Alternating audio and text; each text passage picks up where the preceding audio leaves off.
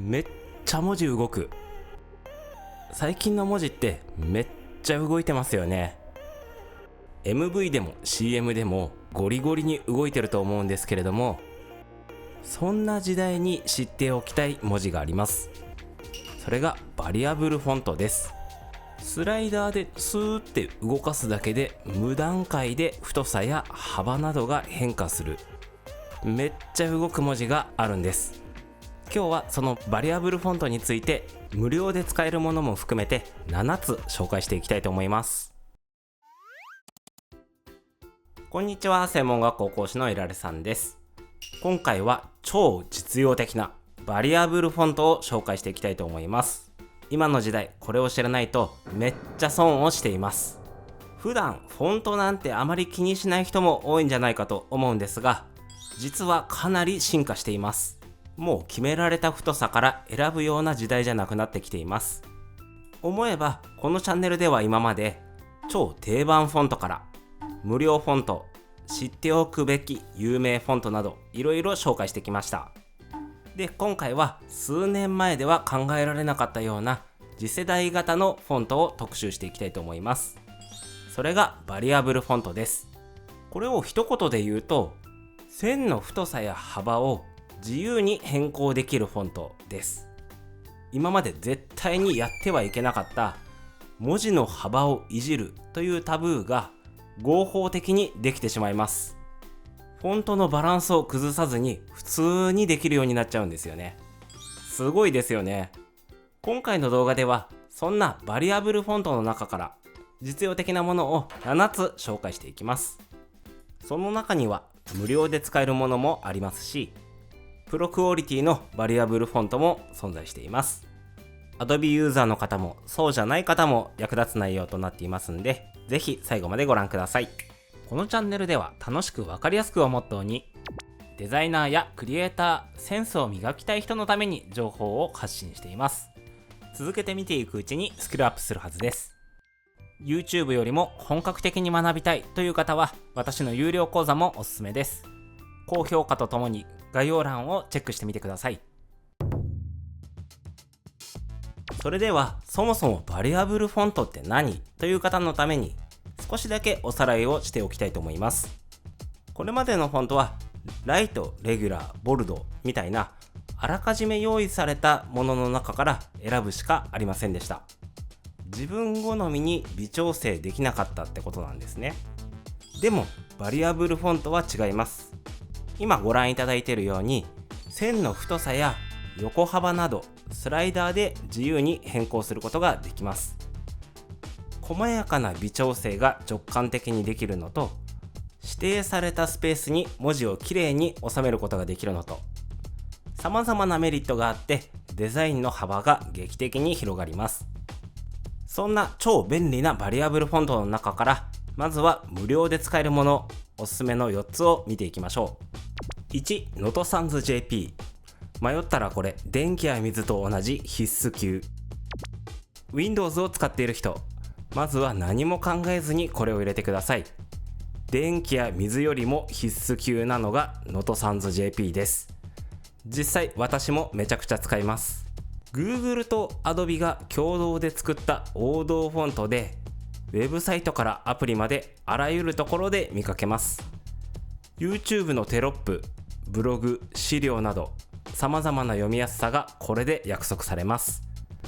バリアブルなので、あとほんの少しだけ太くしたいというこだわりも思い通りに修正できます。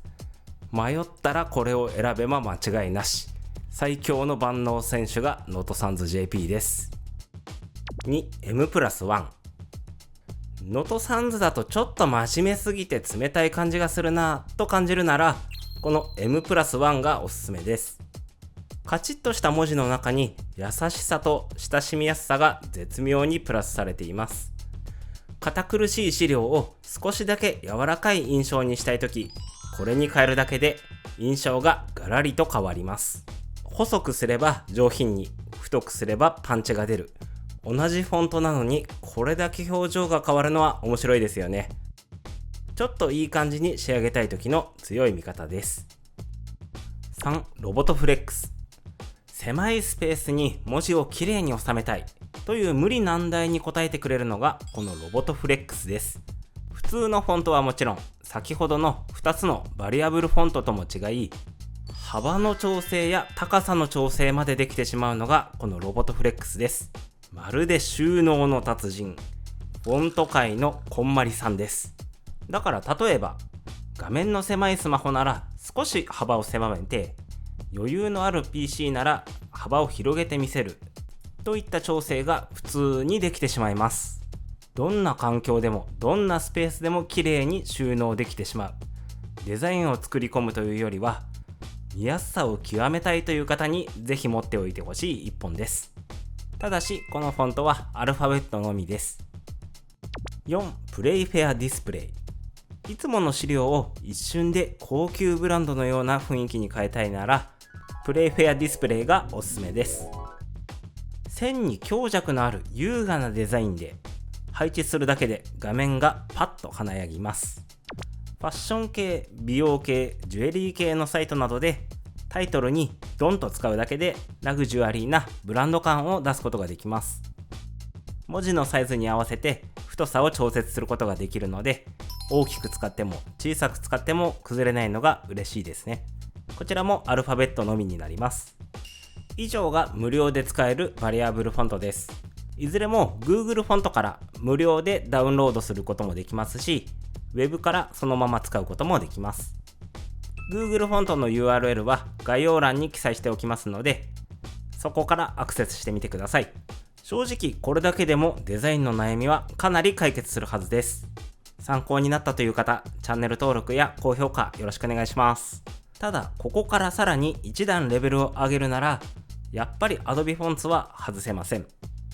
次は Adobe ユーザーなら絶対に押さえておきたいプロクオリティのバリアブルフォントを紹介していきます。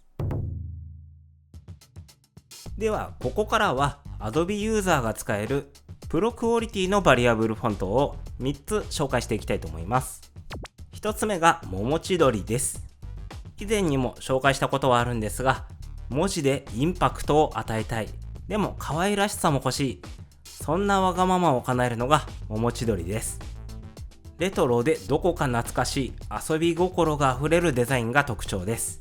見た目だけでなくバリアブルフォントとしての機能も優れていて、横幅まで変えることが可能です。文字を細長くしたり、ペタッと横に広げたりすることができます。動画の一番最初に使った文字もこちらの文字です。Web であればこんな風にマウスを乗せるだけで文字を変化させることができます。ちなみに桃千鳥に収録されているカラーグリフという絵文字みたいなものがあるんですが、この鳥もバリアブルで面白い動きをします。私本当に好きな書体の一つなので Adobe ユーザーの方ぜひ入れてみてください。6. ミリアドバリアブル。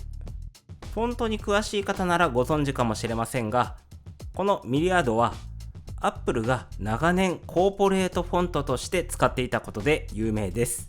つまりこのフォントを使うと Apple のようにすっきりとおしゃれな印象になるということなんですね。Adobe フォントでは今まで通りのミリアドも使えますが、Apple 信者であればバリアブルも押さえておきたいところですね。このフォントの使い方はただ一つ、スマートで洗練された自分を演出したいときに使ってみてください。